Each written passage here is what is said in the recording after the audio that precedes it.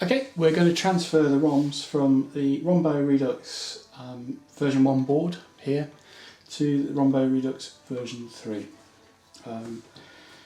Ideally you should have a ROM extractor tool, but handy screwdriver, as long as you're careful, always does the trick. So let's see, can you see that? I'm just going to slowly prise the ROM from the board.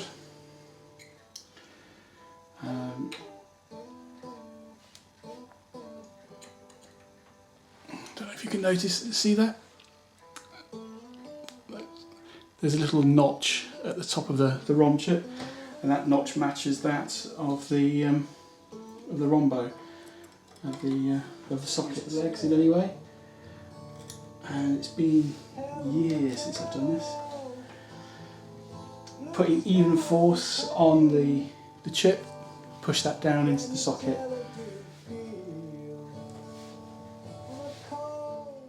We'll just skip through this bit while I insert the rest of the ROMs onto the Rombo Redux Deluxe board. Because we've got ROMs in 1, 2, 3, 4 and 5 enabled at the moment, these actually correspond to dip switches 2, 3, 4, 5 and 6. So we're going to switch these over to the on position, which leaves dip switches 1, 7 and 8 in the down position or in the off position.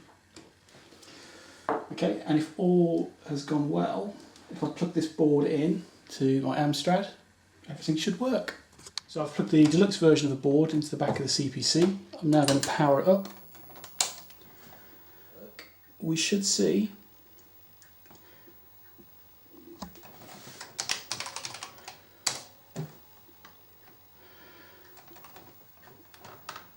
excuse that, I've got a dodgy cable, but you'll see there we've got Maxam, Discology, Utopia, Protex and HXC all installed.